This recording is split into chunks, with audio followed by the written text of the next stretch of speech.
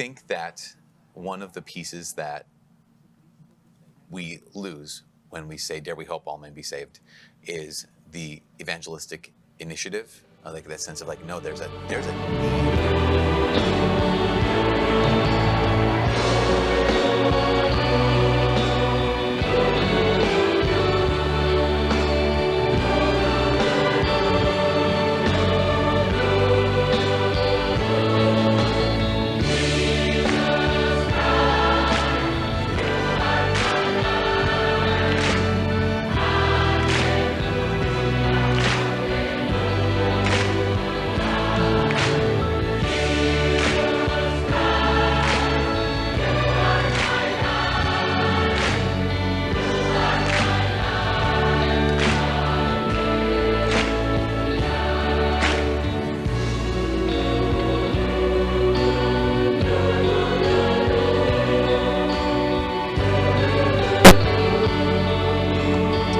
Si confondono le bandiere di 160 paesi. I remember when I was a senior seminarian in Nigeria, when Pope John Paul visited, it was everywhere in the news. Yes. It touched the fabric of the people. Why?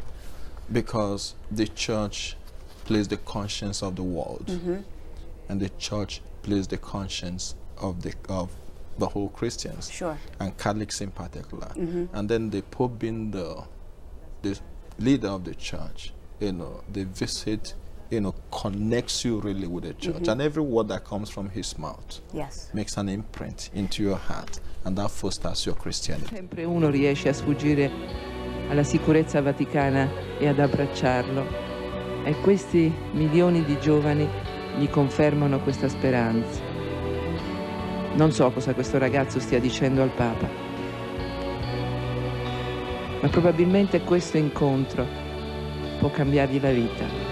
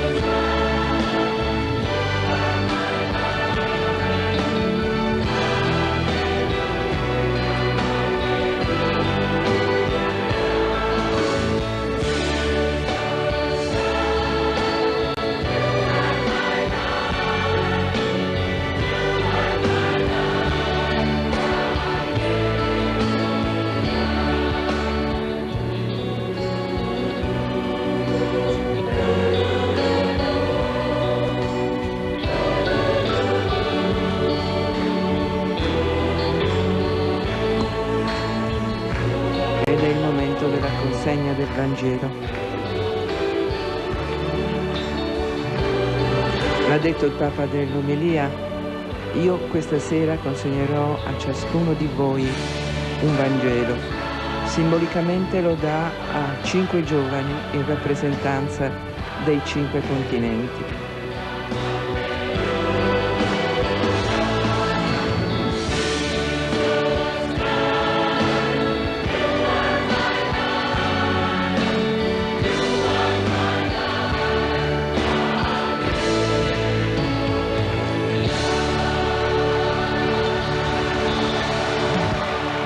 Cari giovani,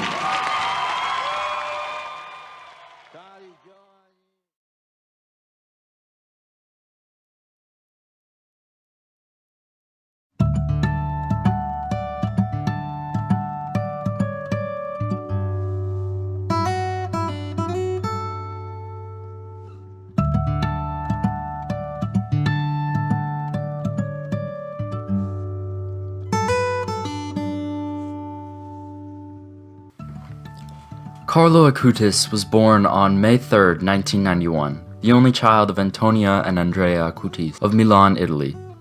Even as a baby, he was quite intelligent. He spoke his first words at 3 months and could say short sentences at 5. As he grew into a toddler, he was very open and talkative, saying hello to everyone he passed on the street. By the age of 4, he showed a great deal of interest in Christ and the Virgin Mary. When his mother Antonia would take him out for a walk, he liked to go inside the church and visit Jesus and kiss the cross. He picked flowers to place at the feet of the Virgin Mary. This devotion was surprising to his parents because they were not practicing Catholics at the time. Touched by Carlo's love for God, his mother Antonia decided to return to the church and eventually become a catechist. At 6 years old, Carlo accompanied his mother to class. He was a happy and generous child and interested in everyone. Many people commented to her that Carlo was really special and God must have plans for him. The priest in charge of catechism met Carlo and decided that he was ready to make his first communion at the age of 7. From that moment on, Carlo went to Mass and prayed the Rosary every single day. Carlo attended a competitive Jesuit school. In spite of his intelligence, he was never the center of jealousy because he was so positive and funny and tried to help everyone. He was fascinated by technology, and by the time he was 9, he became interested in computer programming. His mother recalls buying him college-level textbooks, and he began to teach himself to program. He eventually expanded his skills to video making and animation. He lived the life of a normal 21st century boy. He liked to laugh and joke with his friends, even make them little videos. He even liked to play with his PlayStation, although he imposed limits on himself. Sometimes he talked too much in class, and sometimes he overindulged in food. However, he was aware of his weaknesses and really made an effort to work on them. He went to confession regularly and used to keep a journal that reflected on his behaviors and how he could improve himself. He once said, "What does it matter if you can win 1,000 battles if you cannot win against your own corrupt passions? The real battle is within ourselves." Carlo was always aware of other people's sufferings. In his own circle, he consoled his friends in their struggles, always encouraging them to do the right thing, but he was never overbearing about it. He had the gift of knowing the right thing to say and when and how to say it.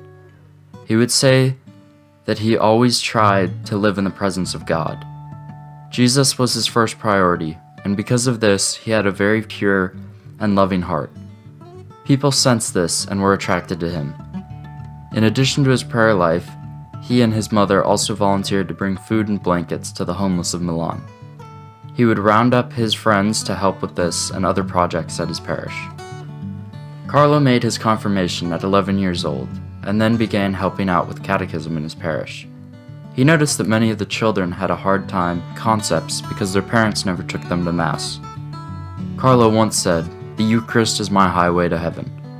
He believed that if people understood the true presence of Christ in the Eucharist and the amazing graces that we receive from it, their lives would be transformed. He then began his great project, to create a website presenting all the Eucharistic miracles of the world.